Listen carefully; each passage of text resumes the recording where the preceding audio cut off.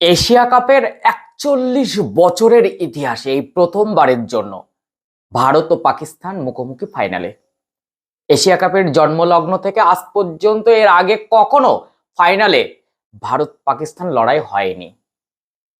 বাংলাদেশকে ১১ রানে হারিয়ে আজ পাকিস্তান ফাইনাল ক্যারি করলো। সামনে ভারত, প্রবল শক্তিধর ভারতের সামনে বাংলাদেশ হয়তো যেতে চায়নি, তাই যেন পাকিস্তানকে জিতিয়ে দেওয়া। অতি বড় বাংলাদেশি ভক্তরাও আজকে আমার এই কথাটাই হয়তো সায় দেবেন। এমনকি পাকিস্তানকে যারা সাপোর্ট করতেন তারা আজকে যে পাকিস্তানকে জিতিয়ে দেওয়ার জন্য ভেতরে ভেতরে এই রকম একটা প্ল্যান পরিকল্পনা, এটা কিন্তু আমরা বুঝতে পারিনি। তবে মনের বাসনা সম্পূর্ণরূপে পরিপূর্ণ হবে পরপর বারবার একই টুর্নামেন্টে ৩ বার পাকিস্তানকে হারিয়ে ভারত এই ২০২৫ এশিয়া কাপ জয়লাভ করবে। সুযোগ ছিল না হয়তো পাকিস্তানকে ফাইনালে পাওয়ার, কারণ এত কম রানে ডিপেন্ড করে পাকিস্তান জিতবে এটা বাংলাদেশের একেবারে অতি বড় ভক্তবৃন্দও কিন্তু বুঝতে পারেনি।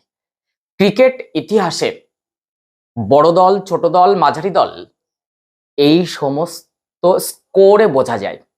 আজকে পুরো হঠকারী একটা ব্যাটিং, মাত্র ১৩৬ করলে জয় হবে, এই রকম পরিস্থিতিতে বাংলাদেশ যে হঠকারী সিদ্ধান্তে একের পর এক শট খেলে নিজের উইকেটগুলো ছুড়ে দিয়ে আসলো, এটা হয়তো সারা জীবন ধরে বাংলাদেশকে খোঁচাবে।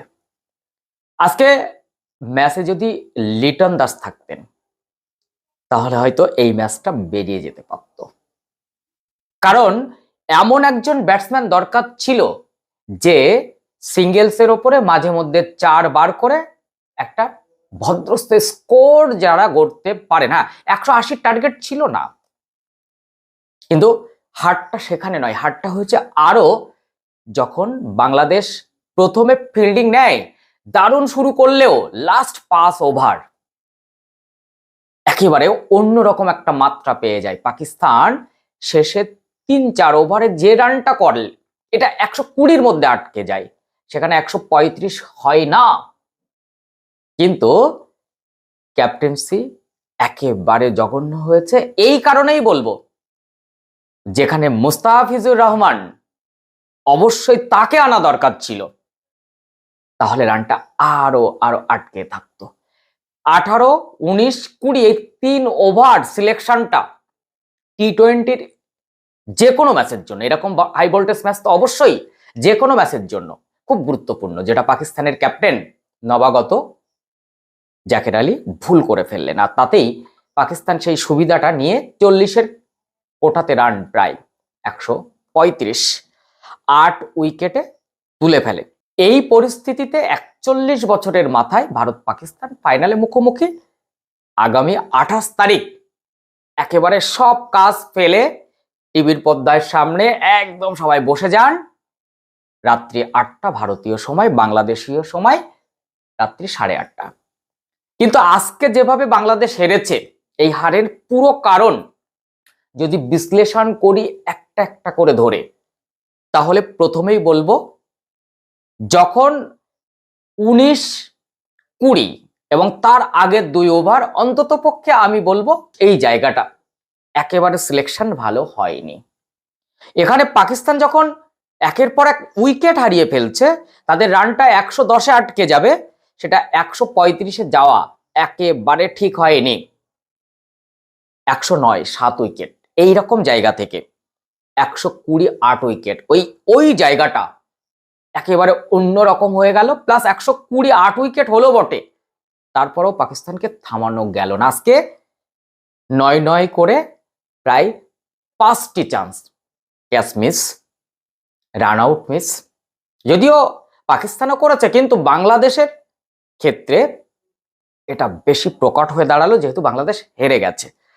আমি অবশ্যই বলবো তাসকিন ভালো, কিন্তু ওই সময় মুস্তাফিজুর রহমান যদি ১৯তম ওভারে বড় স্কোর না হতো, তাহলে 20 ওভারে কিন্তু আরো গুটিয়ে যেতে পারতো, যেহেতু হাতে 2 উইকেট রয়েছে তাদের। ফলে মুস্তাফিজুর যদি একটা ব্রেক থ্রু দিয়ে যেতে পারতেন ওই সময়, তাহলে রানটা কিন্তু 130-এর মধ্যেও আটকে যেতে পারতো বা 25 হতে পারতো। সেখানে মুস্তাফিজুর রহমান 4 ওভারে 33 দিলেন, 1 উইকেট পেলেন।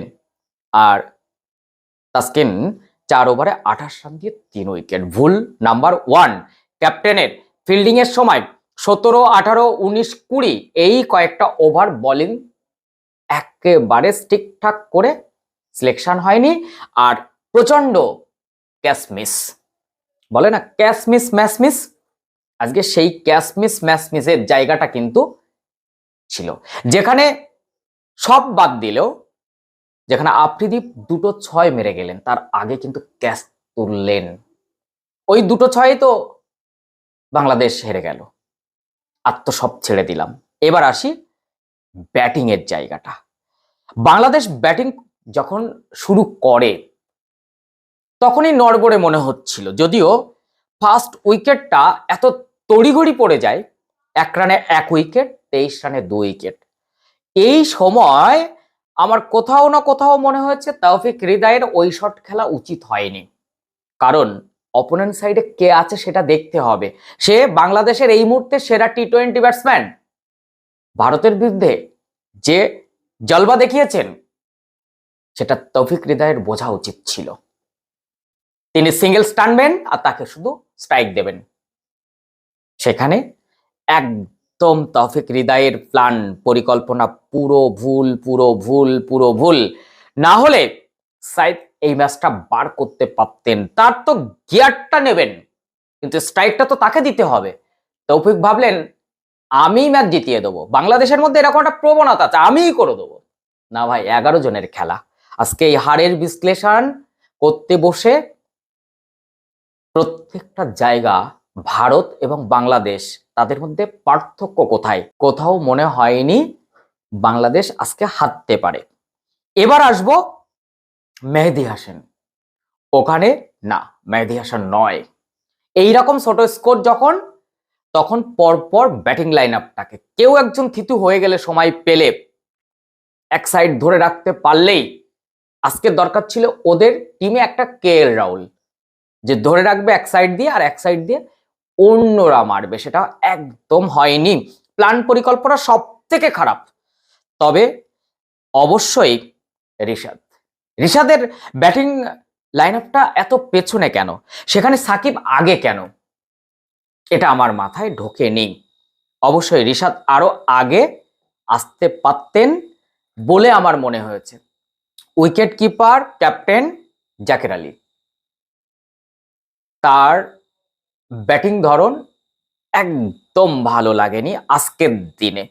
আজকে যাদের ওপরে এই ম্যাচটা দাঁড়িয়েছিল, তাহলে ঠিক কি এইরকম বাংলাদেশ, যেদিনকে সাহেব চলবে সেদিনকে বাংলাদেশ চলবে, না হলে নয়।